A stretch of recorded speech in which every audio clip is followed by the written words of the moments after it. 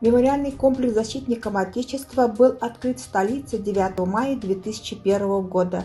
Над созданием комплекса работала большая творческая группа казахстанских скульпторов и архитекторов. Монументальные композиции комплекса представляют собой бронзовую стелу в виде снопа колосьев, которая символизирует единство всех национальностей, проживающих в Казахстане.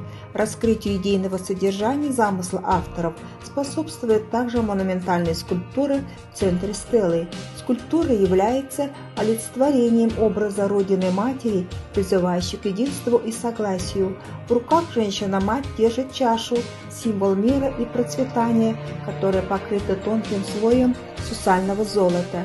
Основание мемориального комплекса обрамляют два барельефа, на которых отражена история нашей страны. Объемно-пространственное решение мемориального комплекса здесь подчинено изобразительному ряду барельефов. На левой стороне барельефа показан эпизод битвы казахских батыров с джунгарскими захватчиками, а на барельефе справа нашли свое художественное воплощение фрагменты участия казахстанцев в Великой Отечественной войне. Цветовое решение барельефов выполнено в сдержанном цвете.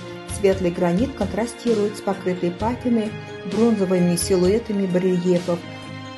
У подножия монументальной композиции горит вечный огонь, доставленный из Алматы, как частица из пламени огня у мемориала славы 28 героев-панфиловцев.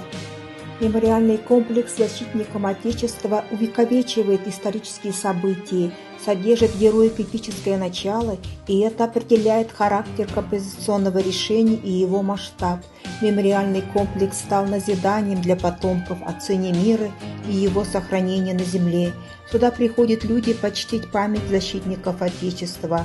Здесь у мемориального комплекса принимают присягу курсанты, вручают дипломы молодым офицерам. Аллея, ведущая к монументальной композиции, является главной композиционной осью всей территории парка, объединяя ансамбль в единое целое.